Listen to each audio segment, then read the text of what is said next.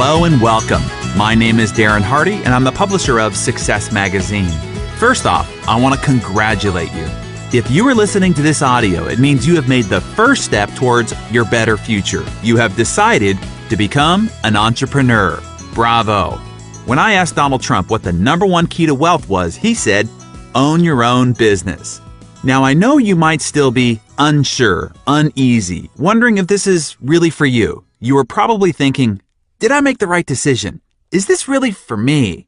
Sure, this might have worked out for others, but I'm not sure I can do it. You might think, I'm not like that guy or gal. I don't have the skills. I don't know the right people. I don't have the time, etc., etc. Just know those thoughts are natural. Everyone feels those very same things when they're first getting started. And during this audio, I will ease every one of those concerns for you and empower you with the skills and the mindset to be fantastically successful as an entrepreneur. Here's a little known secret about the most successful people in the world. First of all, they were all once a newbie, just like you, just getting started. And secondly, they all felt nervous, uneasy, if not downright scared and terrified in the beginning. Yes, this includes Sir Richard Branson, Donald J. Trump, Dr. Mehmet Oz, Maria Shriver, Tony Hawk, Anthony Hopkins, and many others I've had a chance to meet and interview. So, you are in good company. So if you feel any of those things, know that it is okay and part of the process. It will soon subside. But I also want to warn you, when you feel those types of feelings, your mind can start playing tricks on you to quote-unquote protect you. It will start inventing all kinds of things that are wrong with the business or the people or your circumstances, whatever, to give you a solid justification to why you will decide not to move forward with the business. So please hear my warning. It will happen, but now you can call out this covert tactic of your mind and keep it from sidelining you and the bigger dreams and goals that you have for your life. Take comfort in knowing this. The business that you have decided to sign up for, thousands of people have already done it successfully with less going on for them than you have. No excuse your mind can conjure up is valid. Those are just fear-induced protection tactics. Don't buy into them. And again, welcome to your exciting entrepreneurial future. I can't wait for you to look back 3 to 5 years from now and say, I can remember when I first got started, how I felt and what battles of the mind I had to fight. But boy, I'm glad I did. Now, look at my home, my family, this lifestyle, these pictures from our last several vacations, how great my kids are doing, how much I'm able to support my church, friends, and my extended family. I am so glad that I pushed myself through those first several days as I made the shift. And that is what I want to help you do, to make the shift to the entrepreneur mindset. Let's first talk about the variables involved in your being successful in the business you decided to join. Before I start anything, I like to evaluate all the variable success factors. What separates why one person might be successful at something and another one not? What factor or factors determine the difference? There are 4. Let's evaluate them together. 1 is the company and the leadership. Does the company you joined have different policies and procedures for Ivy League college graduates than for high school dropouts? Are Republicans given special incentives that Democrats aren't? Are Christians held to terms and conditions that are different from Jews? No? Well, then the company is the same for everyone, so that isn't a variable. How about the products and services? Do they ship different products into rich neighborhoods than they do poor ones? Do they offer VIP products exclusively available based on your social status, political connections, or family background? If everyone has the same products and services to work with, then that is not a differentiating variable either. Okay, then how about the compensation plan? This is where there is sure to be an inequity, right? Is there a faster ascension plan for white people versus black people? Are there special bonuses paid to men that women don't get? How about older people with families? Are they paid more than single people just out of college? No? Well, isn't that fabulous? This is truly the great equal opportunity employer. The playing field is completely level. Everyone has exactly the same variables to work with. And since the company is already successful, the product already selling, and the compensation plan already paying people an inordinate amount of money, none of those are variables at all. They are all proven. So what then is the only remaining X factor? There is only one thing that will determine your success or failure in this business. There is only one thing that will determine the level of your success in this business, and that is you. You are the X factor, and that is the point of this audio. I want to help you work on you to make the shift, obtain the entrepreneur mindset, to become the person you need to become in order to achieve the success you seek in owning your own business. A level of success so great, in fact, you might not have even dared possible for yourself before. Before we jump into the tough work of how to work on you, we need to address your core motivation for doing so. We have to address your why. Here's what I know for sure. Without a strong enough why, you will never do the how of what it takes to make the shift and to succeed in your own business. In my book, The Compound Effect, I talk about the fact that the will to do something is not enough. Willpower will fail you, as it has before most every diet, new discipline, or New Year's resolution that you've set. What you need now is why power. You need why power to make the entrepreneur shift. Here is why. The power of your why is what gets you to stick through the grueling, mundane, and laborious.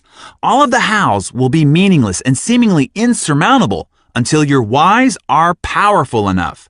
Until you set your desire and motivation in place, you'll abandon any new path that you seek to a better life. If your why power, your desire, isn't great enough, if the fortitude of your commitment isn't powerful enough, you'll end up like every other person who starts a new diet or signs up for a new business opportunity and gives up too quickly and reverts back to their unfulfilling patterns of their old life. Don't let that be you. Let me give you an analogy to help bring this concept home. Imagine me putting a 10-inch wide, 30-foot long plank on the ground and saying, if you walk the length of the plank, I'll give you $20. Would you do it? Of course, it's an easy $20. But what if I took that same plank and made a rooftop bridge between two 100-story buildings? If I still offered you the $20 for walking across the plank, would you do it now? Likely you'd say, no way, Buster. However, imagine if your child was on the opposite building, and that building was on fire, the flames licking at their neck, and if you didn't walk across the plank to save them, they would certainly perish and die. Would you walk the length of the plank now? Without question and immediately, you'd do it, $20 or not. Now, why is it that the first time I asked you to cross that sky-high plank, you'd say no way, yet the second time, you wouldn't hesitate? The risks and the dangers were the same. What changed? Your why changed. Your reason for wanting to do it. You see, when the reason or the why is big enough, you will be willing to perform almost any how. To truly ignite your creative potential and your inner drive, you have to look beyond the motivation of monetary and material goals. It's not that those motivations are bad. In fact, they're great. I'm a connoisseur of nice things too. But material stuff can't really recruit your heart, soul, and guts into battle. That passion has to come from a deeper place. So, the first thing I want to challenge you to do is to discover your why. Why do you want to be an entrepreneur? Why do you want to earn more money? Is it to send your children to the best universities around the world? Is it to contribute to your church? Is it to buy your parents a home so they don't have to worry about their financial future? Do you want to travel, owe no one anything, have complete and utter financial independence and peace of mind? What are you willing to fight for, work day and night for? What are you willing to walk across that 100-story high plank for? What you are looking to unearth in yourself is your passion.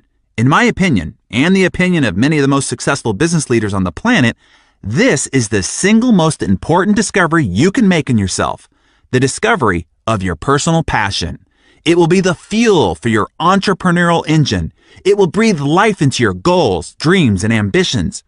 All right, now that we know it will be your why power that will power your engine, and it will be the emotional force of your passion that will fuel your engine as you drive forward, I now need to help you avoid what I call the 5 hidden landmines of entrepreneurial and business startup.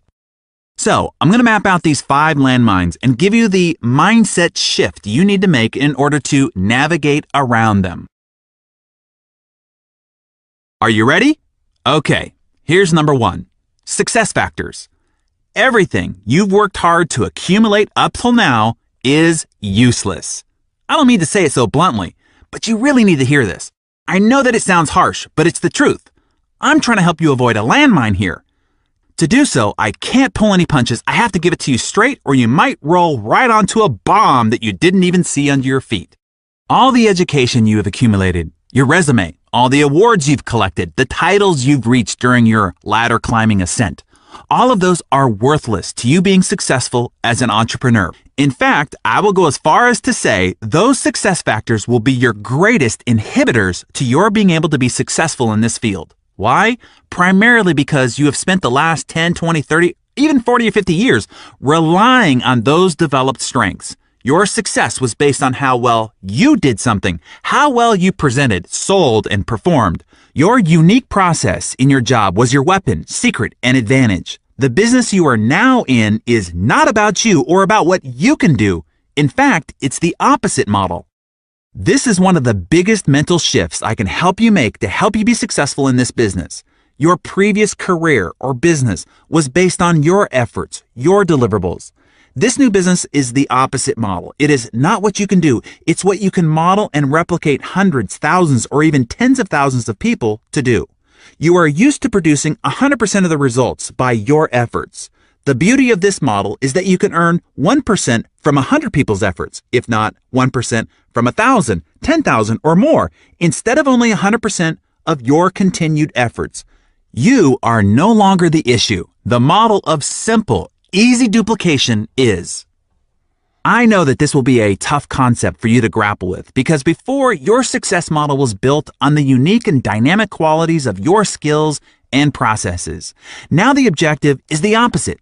The issue is a system of simplicity so that anyone from any background, skill level, and geographic region can successfully do everything that you do. To go from you to a few, to hundreds, and then to thousands, you need a simple, duplicatable system that anyone with little to no skills can use anywhere at any time. The company you joined has that system. Just don't get in the way of it. Please hear this. You will struggle more with what you need to unlearn than what you need to learn to be successful in this business. Your decades of academic and corporate-oriented conditioning will compel you to mess with the model of simple and leveraged duplication. Hey, even if you're lucky enough to have found this opportunity early in your professional life, you will still be inclined to do it your way and thus mess it all up. Let me give you some critical tips for helping you step around landmine number 1. Here's number 1. Forget everything you know. Be a student again. Be insatiably teachable. It's like this. Imagine buying a McDonald's franchise. Now, they have built and developed a system that is proven to work and to make money. Now, you come along and say, hey, I really like ham sandwiches, so I'm going to replace the Big Mac with the Big Pig. No, you wouldn't do that. Whatever they are doing has been developed through diligent study, research, and proof. Don't mess with it. Just follow it. Number 2, trust and plug into the system. The most important necessity to foster duplication is to have a system that anyone, anywhere, at any time can plug into. This is where you transfer the issue from being about you to being about the system. You don't want to do all the work. First of all, it won't work, and you will kill yourself trying. No, you want the system to do all the work. Not only will it then work for you, it will work for anyone, and that's when the magic of duplication can kick in and send your financial potential into the stratosphere. And all this is additionally reinforced in suggestion number 3. Use the tools, don't be the tool. The company has agonized over and painstakingly developed the best possible tools for you to use. They have collaborated with the best experts and invested lots of money to create professionally designed and packaged materials into CDs, DVDs, websites, magazines, and brochures, etc. to tell the story of the business, the company, and the opportunity. Now you don't have to, so don't. You can look at it this way. The tool is the advertisement or story of the product, service, and company. The company could have paid TV cable operators or radio stations or newspapers to distribute that advertisement, but instead, they are giving you the opportunity to distribute it. The company benefits by getting the advertisement distributed by a credible, trusted source, you. Your benefit is if the person you hand it to likes it, instead of the TV, radio, or newspaper people getting paid, you do. And not just once, every time. Not just every time to those that you show the tool to, but every viral ripple effect from that point forward. Here is landmine number 2, lack of structure. At first, this sounds like a great thing. You are finally free. There is no commute to the same old place day after day after day. You are not relegated to a small cubicle or chained to the desk surrounded by the same 4 walls all day. There is no one to acquiesce to, fill out reports for, or have constantly looking over your shoulder. You don't have to call in if you're going to come in late or ask when you can take a vacation or even make a doctor's appointment. You are free. You can do what you wish, when you wish, and how you wish. And for the new entrepreneur, this is terrible. It is terrible because it is a completely foreign territory and can be incredibly uncomfortable. At the very least, the behaviors, disciplines, self-motivations, and self-accountability systems are not developed. Think about it. For most people, their entire life has been rigorously structured. When they went to school, they were told how many units were required for what degree. They were given a syllabus with detailed expectations, strict deadlines, and you were tested on your performance. Your results were delivered in black and white on your report card. When you left school and got a job, you were told where to sit, when to be sitting there, for how long, when you could get up to go to lunch, and when to be back, and what exactly you were to do while you sat there. You were given a detailed job description and held accountable for regular progress reports, all the while under the constant watchful eye of someone hired simply to watch you or quote-unquote manage you.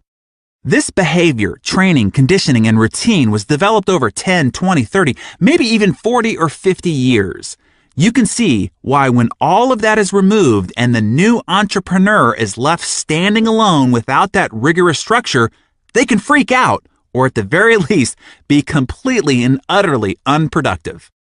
They try to convert the kitchen table into a desk. The bathrobe becomes their new uniform. Their office mates are the refrigerator, the TV, the couch, and the ever-needy kids who now have an always accessible servant. And without your boss's stick into your ribs to deliver results, most people end up justifying their quote-unquote working by becoming product experts or making lists, preparing materials, or continuing just to get ready, aim, and never fire. It would seem that they worked all day, but they never actually did the basics of introducing the product or opportunity to someone new, through a tool of course, or follow up on those already in process. Never mistake activity for productivity or movement for achievement. There's a big difference. Anyway, a few weeks or months walling away like that, and most people go running back to the corporate bosom. Because even if it's a bad mother, it's still a familiar mother and one they have grown up and gotten used to for decades. Does that make sense? So, let me help usher you safely around landmine number 2. Here's suggestion number 1. Always start part-time. This is so important that I wanted to invite my mentor, Mr. Jim Rohn, in to help make this key point for you. For those who don't know Jim Rohn, he was considered America's foremost business philosopher and one of the most influential thought leaders in the history of personal development. Let's listen in to Jim. Now, when I first was recruited, I'm a distributor for this little product called Abunda Vita. And here's what my mentor said, Mr. Schoaf. He said, Mr. Rohn, you can start this miracle working business part-time. You don't have to go full-time, you can start part-time. And he said, if you'll devote, to start with, let's say 10, 12, 15 hours a week, where you'll start making a profit, here's what you can now say. I'm working full-time on my job and part-time on my fortune. Because profits lead to fortune. I got so excited about that philosophy. I'm working full-time on my job, but now I'm working part-time on my fortune. I found a way not only to make a living, you won't believe this, I found a way to make a fortune. Can you imagine what that's like then to get up in the morning?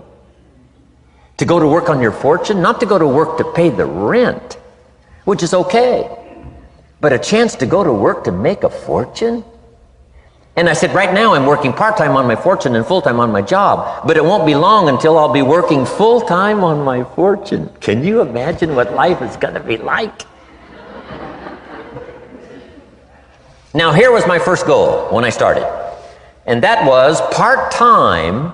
I wanted to equal on my profits part-time what I was earning on my full-time job. This is called the magic of part-time. It is so thrilling for people to start working the business part-time, because now you can work on profits, and it doesn't take very long. If you'll really concentrate on those 10, 12, 15 hours a week, it won't be long if you really do it right and learn some of the skills I'm going to talk about. It won't be long until you can be earning as much part-time working on your fortune as you are full-time working on your job. I did that in less than 6 months. Now I've got an incredible invitation. I found a way part-time to work on my fortune, and I'm making as much money at that as I am on my full-time job. Would you like to hear my story? It was incredible. Now here was my second goal, to make twice as much money part-time working on my fortune as I was working full-time on my job. And I reached that in less than a year. Making twice as much money part-time working on my fortune as I was full-time working on my job. Now I've got an incredible invitation that won't quit. I found a way, through a unique opportunity, to work part-time on my fortune, and I'm now earning twice as much money as I am working full-time on my job. Would you like to hear my story? Do you imagine anybody would say, no, I don't care to hear your story? No. Everybody I said that to said, wow, yes, what are you doing? I said, I'm glad you asked. Let me tell you. Now, when I started making twice as much money part-time as full-time, here's my dilemma. I didn't want to go full-time. And why not go full-time? And the reason was because I didn't want to give up my electrifying story. Right? It was so powerful, nobody could resist the invitation to at least take a look. I didn't want to give it up, and I hung on for I don't know how long until it was, almost insane. And then finally, reluctantly, I gave up my full-time job. But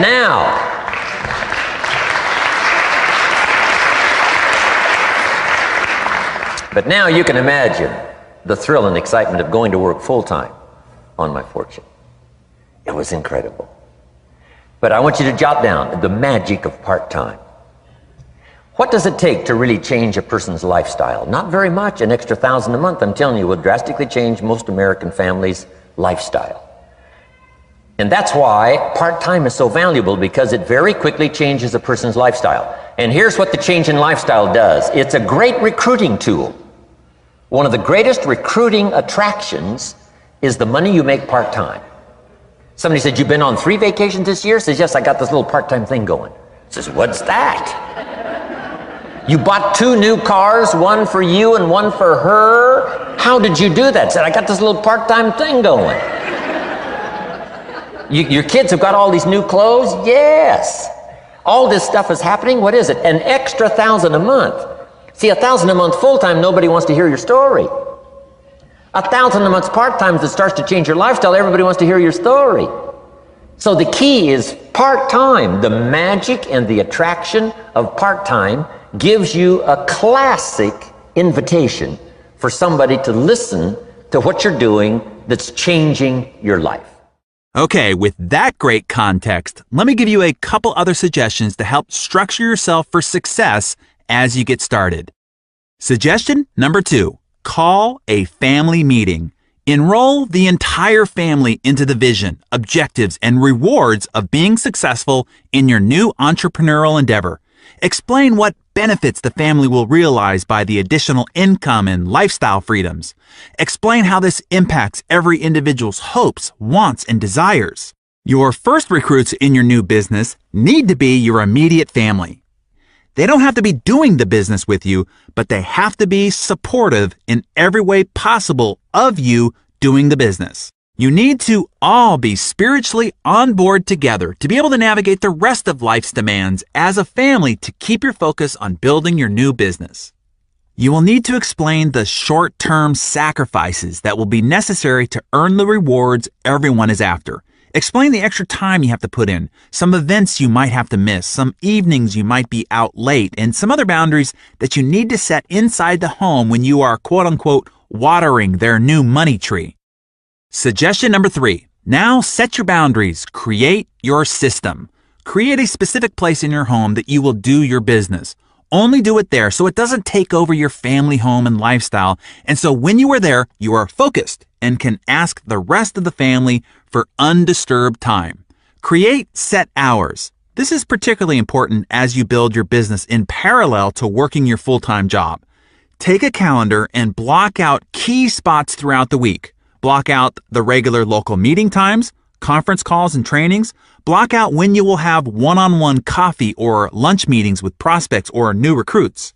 Block out when you're going to make outbound prospecting calls and follow-up calls. Simply figure the time you will be working the business, and then I have a very important suggestion for you. Protect those blocks of time.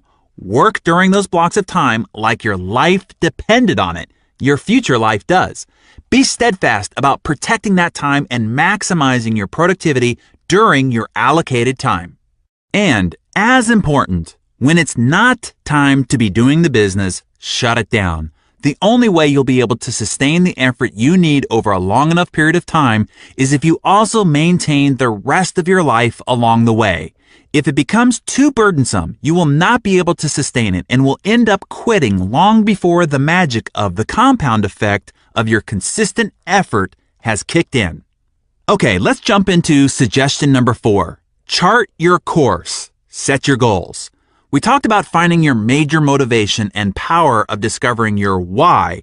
Now we have to build a plan to help you achieve that purpose and direct that great passion.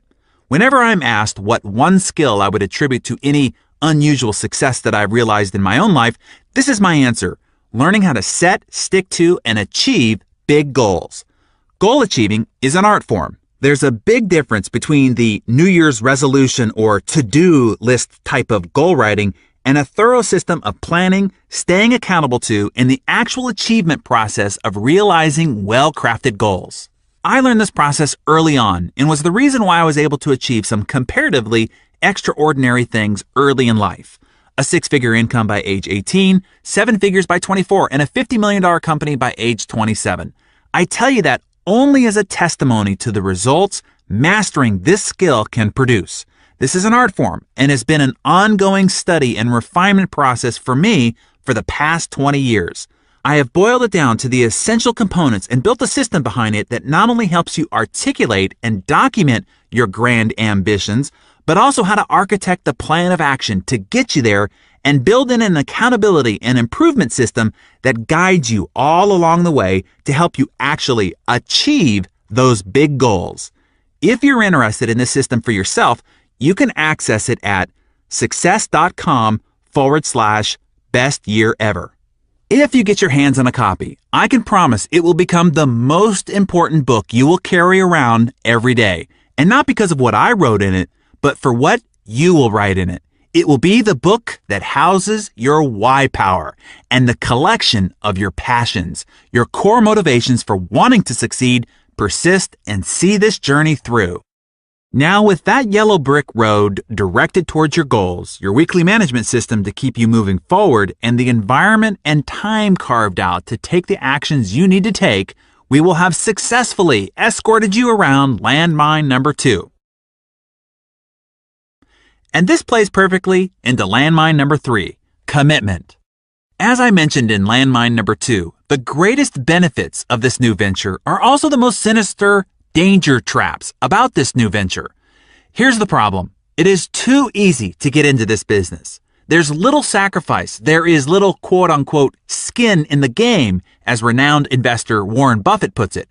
You don't have anything at stake, although I would argue you have your entire future on the line, your future financial and emotional freedom, but that never seems to be enough for people.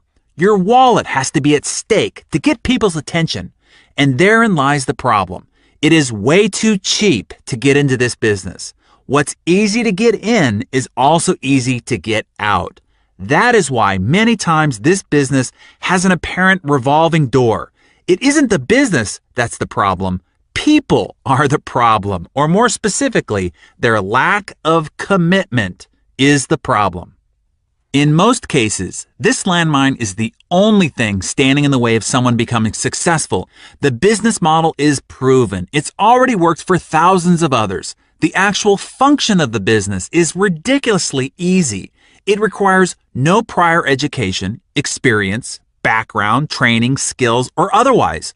All it really requires is commitment to see it through long enough for the business model to work and your efforts to accumulate long enough for the compound effect to ignite, which kickstarts the money machine. But still, few make the commitment to see it through, and that's all it takes.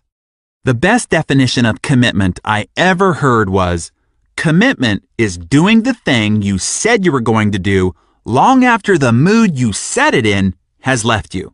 I warn you, right now you might be fired up to do this business. Right now you might be saying you will never, never, never give up until you make it successful. But eventually this mood will wear off. You will go back to your regular life routine, mix with your same old family and peer group, and be hit with the complexity of life's obligations. It will be then that your commitment will be tested. Your mood will be different, but your commitment to staying the course cannot be. Here is the best tip I could give you on this entire audio. Are you ready? Here it comes. Whatever business you signed up for, be here a year from now. Did you catch that? I'm serious. It's that simple. Be here a year from now. And in the meantime, just do what we've discussed thus far. Follow the system. Use the tools. Structure your working situation and do the taught fundamentals over and over and over again during that first year. I can tell you with great conviction, if you just do that, stay for a year and perform the fundamentals consistently throughout that year, you will have success. No joke. That's it.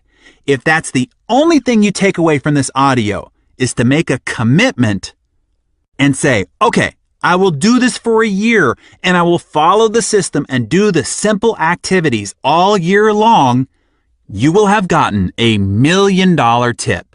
Please heed it. Now I'd like to bring in Mr. Robert Kiyosaki, yes, of the Rich Dad, Poor Dad fame, to challenge you a bit further on this topic. Robert will tell you why you and your personal development are the keys to your greater success as an entrepreneur, and why you should commit to this process for at least not 1 year, but Robert's going to challenge you to do it for 5 years. Taken from his audio, The Perfect Business, here's Robert. When I came back from Vietnam, again, my poor dad said go back to school. And for some reason, it didn't feel right to me. It wasn't what my gut was telling me to do. So instead, I went to do personal development type of work. And I found personal development is much more fulfilling, much more rewarding, but it means me getting out of my mind. It means me doing my best to become bigger than my situation. See, most people are crushed by the environment, especially in this crisis. They lose their job, they're out of money and all this, and the world crushes them. Personal development means you have to become bigger than your problems. If you're in debt, you have to become bigger than your debt. If you don't become bigger than your debt, you'll never solve the problem. If you're only making, let's say, $50,000 a year, then you have to get bigger than $50,000 a year. And that's what personal development is. In traditional corporations, they always say, well, you should live below your means. Be happy to have a job. Next year we might give you a 2% pay raise, but only if you do as I tell you. That's not about personal development. That's called personal slavery. You become a slave to the corporation. If that's what you want to do, stay there. Have a good life. It's not my life. I needed to become bigger than my problems. When I started my first business back in 1978, I made a lot of money. It was a nylon and Velcro surfer wallet business, and I was soon a millionaire, but I lost all my money, and I found myself nearly $1 million in debt. And what my rich dad said to me is, congratulations, you just failed. And most successful entrepreneurs will fail 3, 4, 5 times. They'll lose that many businesses. But each time you'll get smarter. So your first job is to figure out how to pay back that $1 million, you know? So I never declared bankruptcy. I just had to get smarter and bigger than $1 million. And that was the best training program I ever had. I had to rebuild my business and pay people back. You see, if I got a job, there's no way I could have paid back $1 million, not making $100,000 a year. There's no way. Taxes would have killed me. So, again, it was personal development. Now that I got bigger than $1 million, that was great. And now it's on to hundreds of millions of dollars. So personal development is simply you getting bigger than your problems. The only problem is you get bigger problems. And today it becomes this challenge of how big my problems are, because then I can solve them. Most people give in to their problems. They get smaller than their problems. And that's when life stops for them. So one of the primary reasons I recommend network marketing, because it's a personal development program. You don't join and hope to become rich next week. If you join a network marketing company, I strongly recommend you say, I'm going to give it a 5-year commitment. I'm going to give it a full shot for at least 5 years. Because whether it's network marketing or baseball or football or whatever it is, quitters never win. And most people, when the going gets tough or the problems seem insurmountable, they quit. And that's why they'll never be successful in life. So network marketing is very much a support group of people who want the best for you. But you have to give your best also. And so that's why I say consider it a 5-year commitment that you'll do your best for 5 years. I can almost assure you that if you do and you give it your best for 5 years, you'll be a completely different human being at the end of the period. Okay, hopefully you've gotten the key point. Treat the business as a serious business, and it will reward you, unlike most businesses even have the capacity to reward you. Let me give you one final warning about landmine number 3 and commitment. Be patient. Give yourself and the process time. Like any great endeavor, it takes time to figure it out, get good at it, and have it produce a harvest for you. Particularly in this business, because it's a model of leverage, meaning you earn 1% on 100 people's efforts instead of 100% of your own. There is a critical mass that needs to be developed. This business is the ultimate example of the compound effect, which by now you have figured out was the title of my last book. In the book, I model the compounding penny, a penny that doubles every day for 31 days. When the penny starts compounding, the penny on day 2 is just 2 pennies. Day 3, 4 pennies. All the way to day 10, it is still only $5.12. Well, imagine these are your months in the business. You are now 10 months down the road, and you are at $5.12 of income. Does it look like it might not be working? It would appear that way, but what you don't know is that you have incited the compound effect. If you stick with your commitment, you will see that by day 20, it is $5,242. Still, no fortune.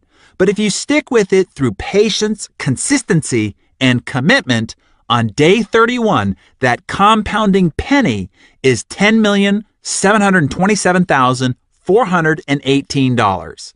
What is important to understand is that the math between day 1 and day 2 and the math between day 30 and 31 all along the way was exactly the same, but you couldn't really see the magic of the exponential growth until it reached critical mass.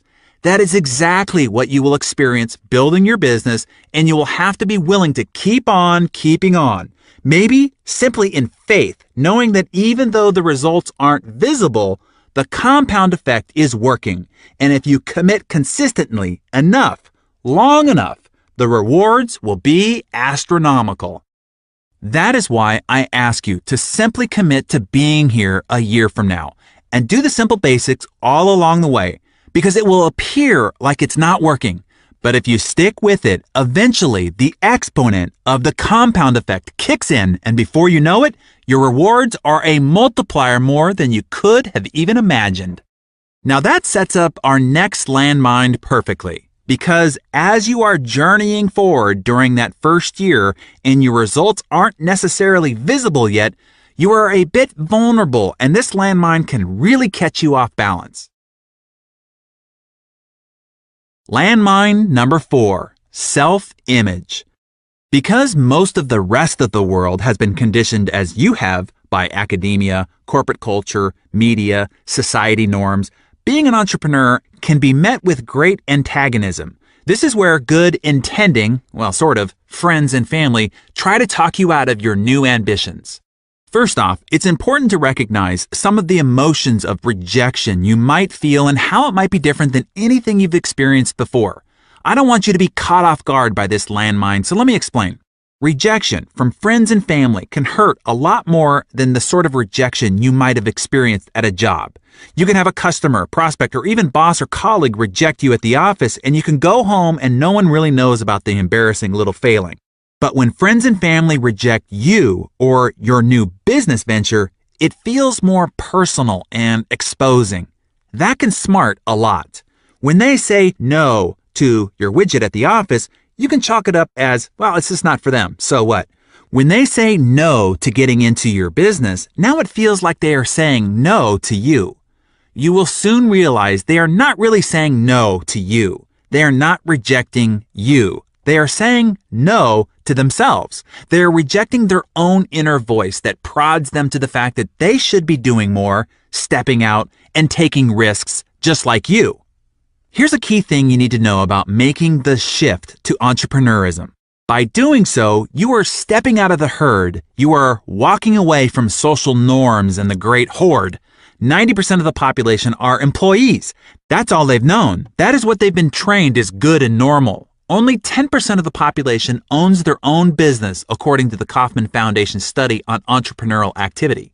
When you walk out of the mass of the 90%, they're going to bark at you. They're going to shout warnings of fear, danger, and hardship. Why? I think a few reasons. Number one, they simply aren't as courageous as you. They cannot get over the idea of leaving the security of the corporate bosom, their weekly employee paycheck, and their meager benefits. What you are doing just doesn't fit their model of the world, and so they're going to be communicating their foreboding warnings from that vantage point. Love them anyway, but don't let them drag you back into the pack of mediocrity. There's a story about a type of crab that cannot be caught. It is agile and clever enough to get out of any crab trap. And yet, these crabs are caught by the thousands every day, thanks to a particular human trait they possess. The trap is a wire cage with a hole at the top. Bait is placed in the cage, and then the cage is lowered into the water. One crab comes along, enters the cage, and begins munching on the bait. A second crab joins him. A third, and it's Crab Thanksgiving. Yum! Eventually, however, the bait is all gone. The crabs could easily climb up the side of the cage and through the hole, but they do not. They stay in the cage. Other crabs come along and join them long after the bait is gone, and more. Should one of the crabs realize there's no further reason to stay in the trap and attempt to leave, the other crabs will gang up on him and stop him. They will repeatedly pull him off the side of the cage. If he persists, the others will tear off his claws to keep him from climbing. If he persists still, they will kill him. The crabs, by force of the majority, stay together in the cage. The cage is hauled up, and it's dinner time on the pier. The chief difference between these crabs and humans is that the crabs live in water and the humans on land. Anyone who has a dream, one that might get them out of what they perceive to be a trap, had best beware of the fellow inhabitants of the trap. Now, the human crabs do not usually use physical force, although they are certainly not above it. They generally don't need it, however. They have more effective methods at hand and in mouth, such as innuendo, doubt, ridicule, mockery, sarcasm, scorn, sneering, belittlement, humiliation, leering, taunting, teasing, lying, and dozens of other tactics the crabs around you use to pull off your claws or kill your dreams. Be leery of the crabs around you, content with staying in the trap and wanting to keep you in with them. Number 2, you make them look bad. You are a giant exposing mirror to them, and your actions are being reflected back to them. They know they should be doing what you are doing, but they are afraid. By you doing it, it makes them look bad for not doing it themselves. Instead of borrowing from your strength and joining you, it is easier for them to make fun of you, try to convince you why what you are doing is dumb, stupid, bad, or foolish, in the hopes that you will give up and come back to the pack so they can no longer look at you and feel bad about themselves. It is important to realize their comments are saying more about them and their fears being kicked up by your leaving the herd than it is about you and what you're doing.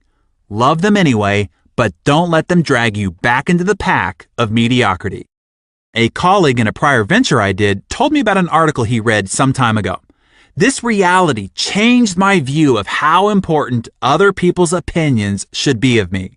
This article revealed that at a funeral, an average of about 10 people will care enough to cry. I thought, what? You mean I can work hard all my life trying to please others, and in the end, only 10 people will care enough to cry? It gets worse. The article found out that the number one thing that will determine the number of people who will go to the burial site with the funeral procession is the weather. It was found that if it's raining, more than 50% will not go to the burial site. I found this horrifying, actually. It's not how you live your life that will be the number one determinant. The circumstance of the weather will outrank your entire life's existence.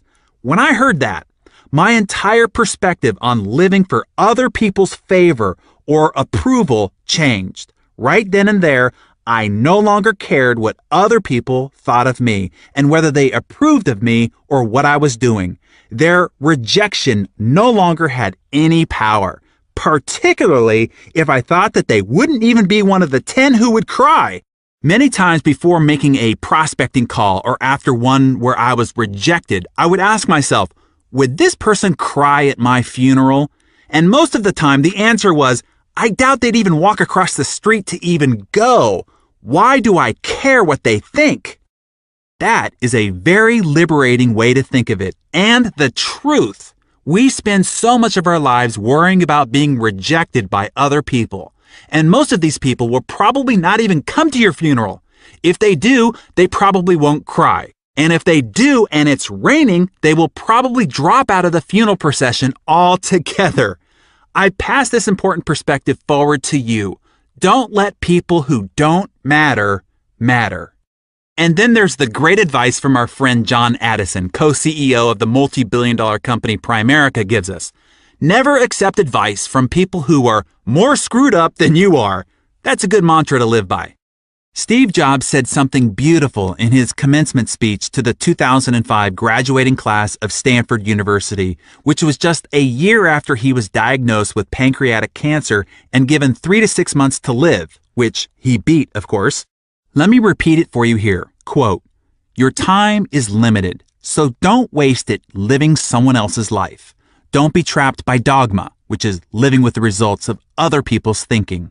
Don't let the noise of other opinions drown out your own inner voice, heart, and intuition. They somehow already know what you truly want to become." And that leads us gracefully into our last potential landmine, and that is landmine number 5. The product you are really sharing is you. This is a big and important distinction to understand. You see, when you are at a job, you are performing a task. It might be computer programmer, marketing director, systems manager, network engineer, whatever. When you get into marketing, there is a giant misconception that what you are sharing is the product or service of the company or the business opportunity or financial freedom or health or hope or any number of things. But what you are really sharing is you. And this is a frightening reality for most people. You see, in the product representation business, and most particularly the recruiting business, you are in the attraction business. When you are telling people about this great product or great opportunity, they are looking more than they are listening. And they are asking themselves, Do I want what this person has? Do I want to be like this person?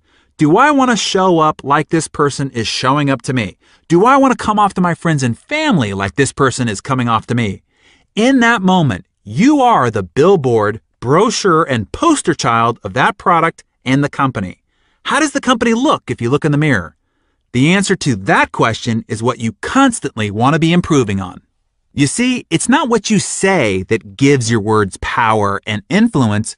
It's who you are behind your words that gives your words power.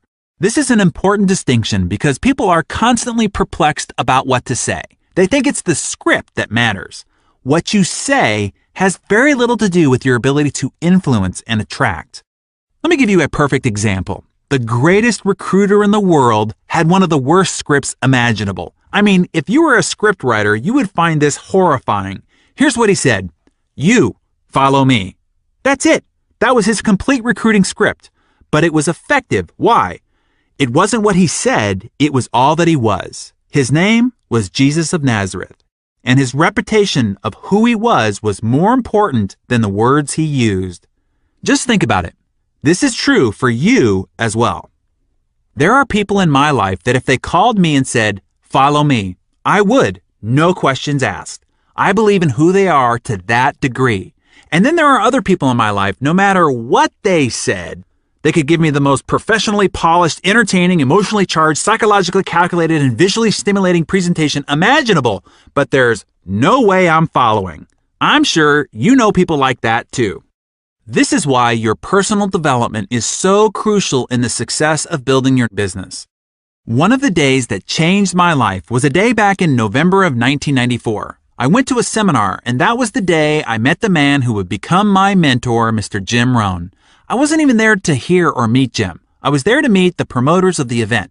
But I needed to wait until the event was over, so I sat down and listened to this willowy, gray-haired man with the most fascinating voice and intonations lecture about the principles of success. What he said riveted me. Jim Rohn asked the audience, how many people want more? I thought, yes, I want more. Success, money, a better body, more companionship, etc. And I awaited the instructions of what to do. By that point in my life, I had experienced some moderate success already, but I had done it through sheer brute force. I was aggressive and just outworked, outfailed, and outpersisted everyone else to grab my achievements. I did it by doing, do. But what Jim said next would multiply my income, my goal achievement, and my results. And it wasn't by doing. Jim continued, if you want to have more, you have to become more. He said, success is not a doing process. It's a becoming process. What you do, what you pursue, will elude you. It can be like chasing butterflies. Success is something you attract by the person you become. Wow, I thought. This was the first time I'd heard this twist of perspective, insight, and wisdom. Jim continued, for things to improve, you have to improve. For things to get better, you have to get better. For things to change, you have to change. And when you change, everything changes for you. Wow, those were the keys to the kingdom for me and what launched me on my constant, unrelenting, and never-ending journey of continuous personal development. And he was right. The next year, I tripled my income to over 7 figures a year, and within 4 years was a self-made multimillionaire. And I wasn't doing any more than I had before I met Jim. My doing wasn't any different, but who I was doing it was, and that made all the difference in the world. I invite you on such a journey, the journey of continuous personal development. If you want anything more in life, this is the yellow brick road to getting there. As Jim Rohn says, you want to work harder on yourself than you do on your job. In this case, you want to work harder on yourself than on your business. In fact, your business is you. The more you grow, the more your business will grow. So, when it comes to where you want to focus your personal development and what will be responsible for your successfully making the shift into entrepreneurialism, the key is the nurturing, continual cultivating, and never-ending fortifying of your positive attitude.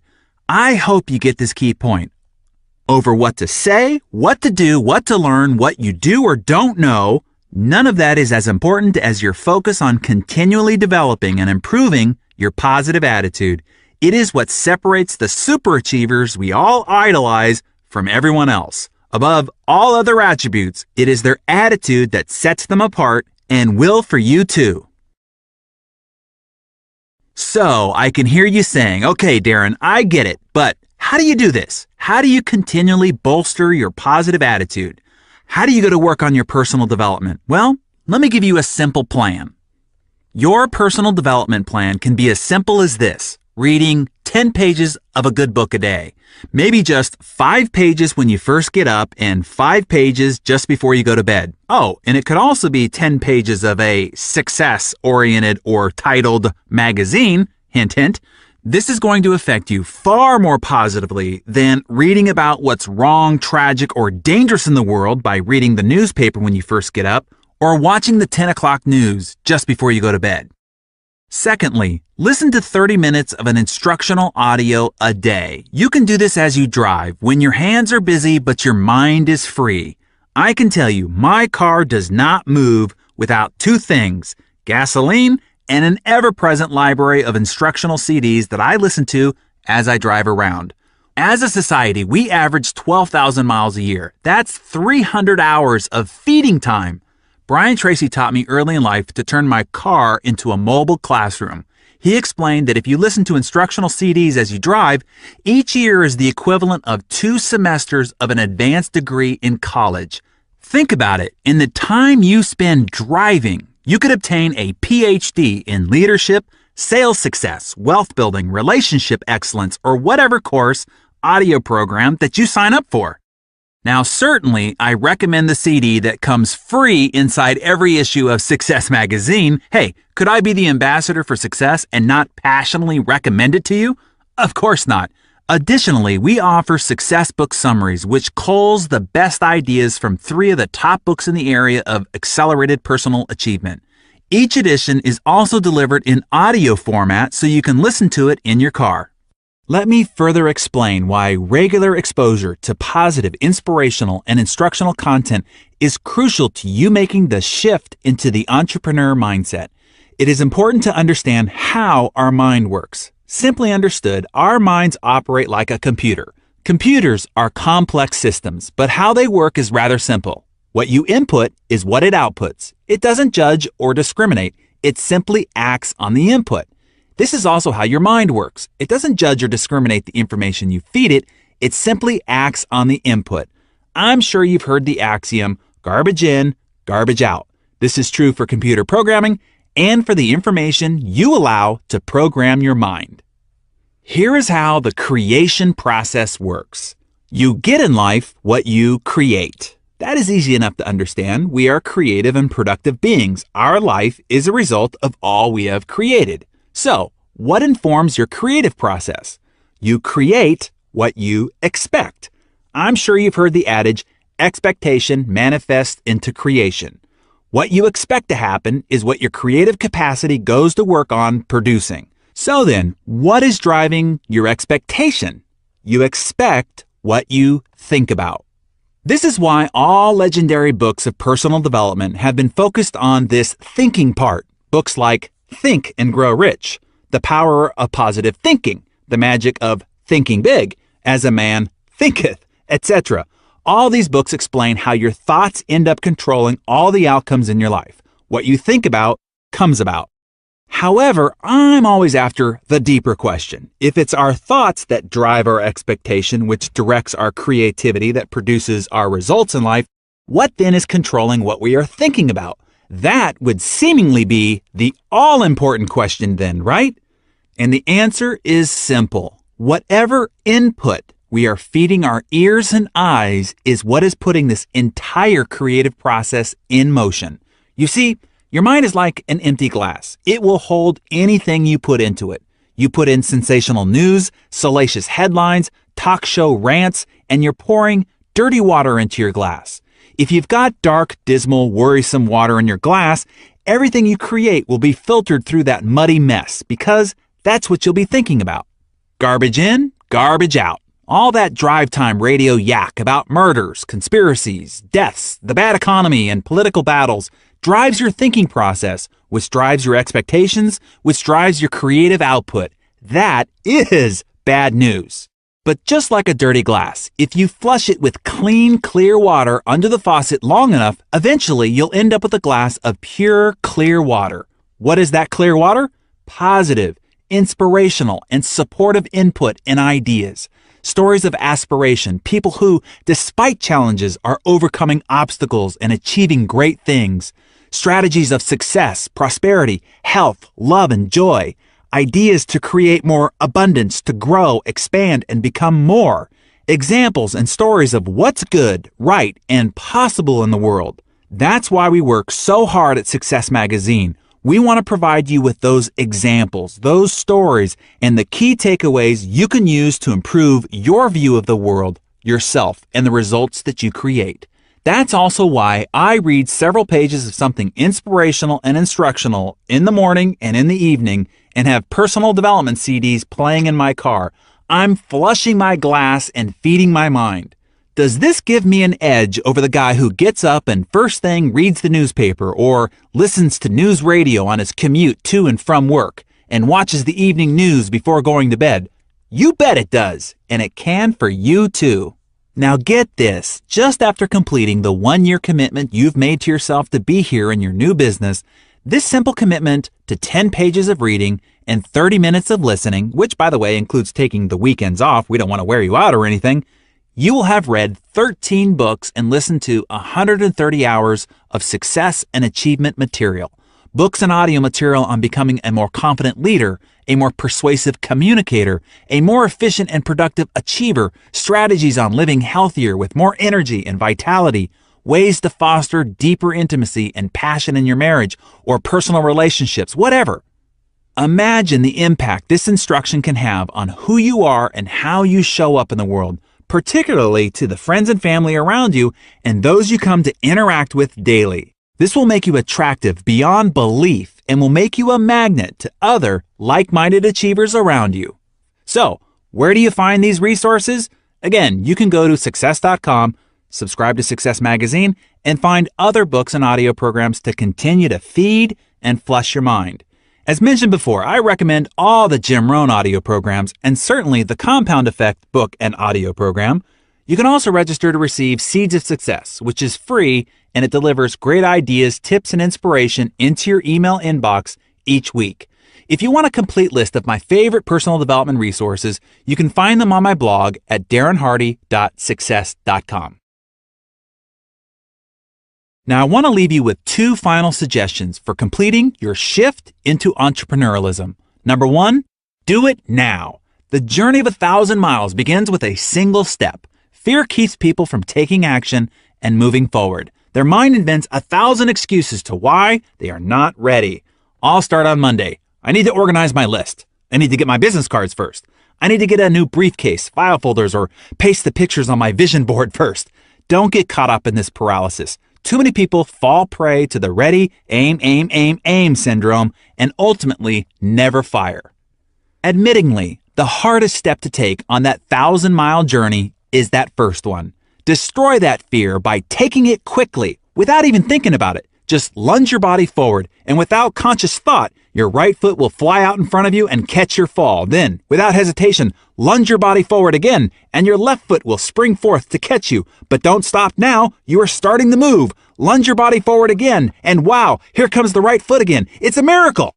Even if you trip and fall, at least you have moved forward. You did the hardest part of the 1,000-mile journey. You started. You remember back in high school physics class, Newton's law of inertia, right? A body at rest tends to stay at rest unless acted upon by an external, unbalanced force. Well, make that external force be your own mental shove in the back that forces your body forward. I promise your feet will catch your fall. Now, Newton's second law can kick in. A body in motion tends to stay in motion. And yeah, you have done what 90% of people fail to do. Get started. Napoleon Hill once asked an audience, what is the average number of times that a person tries to achieve a new goal before they give up? After several guesses from the audience, he gave the answer, less than 1.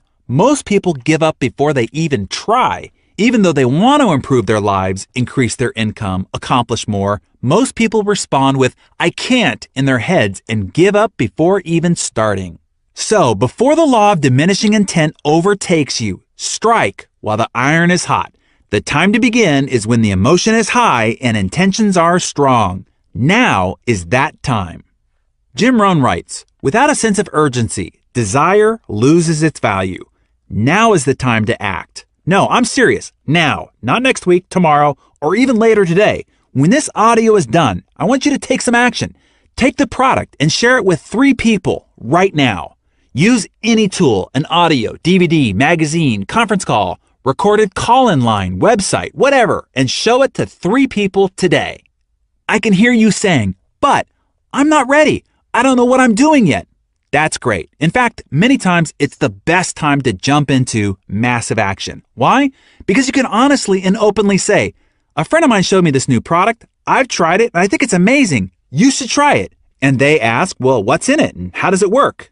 You can say, heck, I don't really know. All I know is it worked for me. Try it for yourself. Or you can say, a friend of mine is really excited about this new business idea. I think I'm going to try it too. I can't even really explain what it is, but it's all on this audio, DVD, website, or in this magazine, whatever.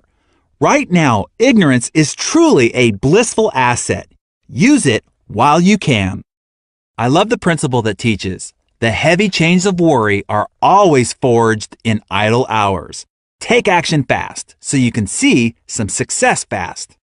So let me give you a counterintuitive way of getting some success fast. Go get a lot of failure fast. Watson, the former president of IBM, said, the key to success is massive failure. If you want more success, double your rate of failure, he said. This is one of the earliest success philosophies I was taught. It has earned me millions of dollars over the years, and I'm now going to pass it on to you. Make your goal not the number of people you're going to get to buy or join. Make your goal the number of people you're going to get to say no. Make the no's your goal. Why? Well, Watson just told you, it's the key to success. So by making the no your goal, you not only make it okay for people to tell you no, when they do, you are happy about it, not sad. You are one step closer to accomplishing your goal. This 180-degree mindset will have miraculous consequences in how you move forward, understand, and accept rejection and failure. You will now see it as progress rather than failure. You will feel victory rather than defeat. You will seek it rather than try to avoid it. In the end, it simply comes down to a numbers game. I want you to remember this as you journey forward in the building of your new business.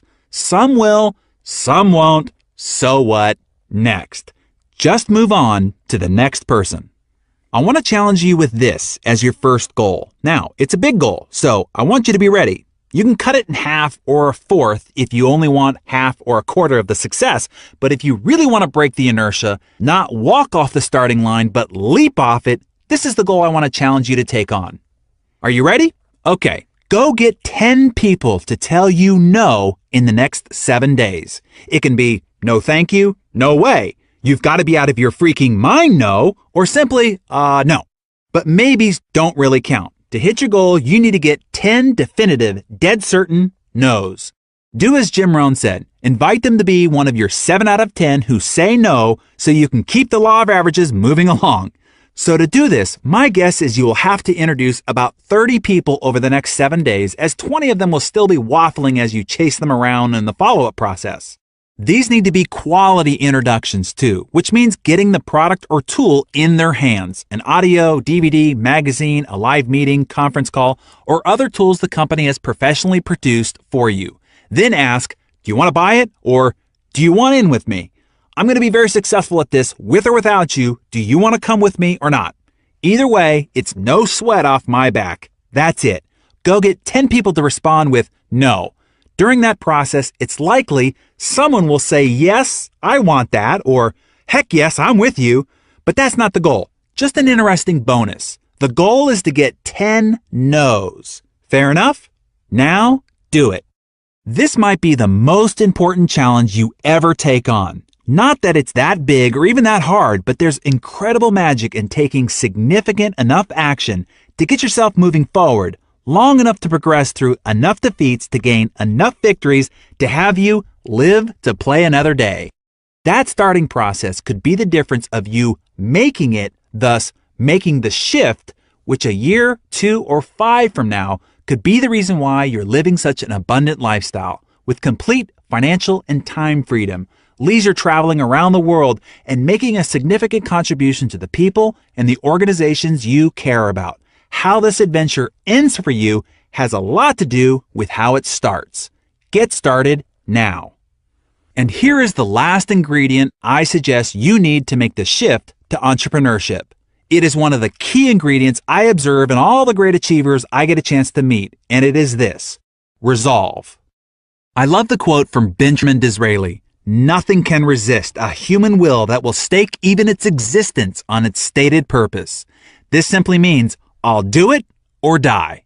Wow, nothing can get in your way with that conviction of commitment. I want you to see your new entrepreneurial business as your mountain in life with a "this is it" mindset. Now, when you finish this audio and start talking to people about your business or talk to them about this mountain you're going to climb, your well-meaning friends and family are going to say, "What? Are you crazy? You don't know how to climb mountains. That is too dangerous. You should just stick to your job. You're lucky to have a job in this economy. You shouldn't go climbing mountains. Get off that mountain." And you're going to have to look them in the eye and say, "I'm going to the top." You're going to start climbing this mountain, and others are going to come up to you and say, "You know, I heard that mountain is no good. I heard about others who tried to climb it and fell off and got badly hurt. You shouldn't climb that mountain. You probably will fall and get hurt too. Be safe and get off that mountain." And you're going to have to look them in the eye and say, "I'm going to the top." You will continue climbing your mountain, and yet others will come up and say, "Hey, you know, if you really want to climb mountains, you shouldn't climb that mountain. It's too rocky, too slippery, too hard, and it will take too long. You should come over here with us and climb this mountain. It's easier, faster, better, and we'll make you a special deal on it if you climb over here." And you're going to have to look them in the eye and say, "This is my mountain, and I'm going to the top. You're either going to see me waving from the top or laying dead on the side. I'm not coming back." That is the kind of resolve I wish for you. That resolve, armed with your why power, your unrelenting commitment to the process for at least a year, and your jumpstart to grab 10 no's in the next 7 days, and you are virtually assured glorious success. Over the next 7 days, let me encourage you to listen to this audio over and over again. Use this audio through your first 7-day dash to keep your mind elevated and your spirit invigorated. Play it over and over again to continue to prod you to move forward. Okay, I am really excited for you. This is the beginning of the rest of your life. Your decision and now action to make the shift will forever positively impact the future of your family. Life will never be the same starting today. The abundant possibilities are now available to you. You can now exercise the person you were meant to be and live the life you were meant to live. I will leave you with the famous words of Henry David Thoreau. Go confidently in the direction of your dreams. Live the life you've always imagined.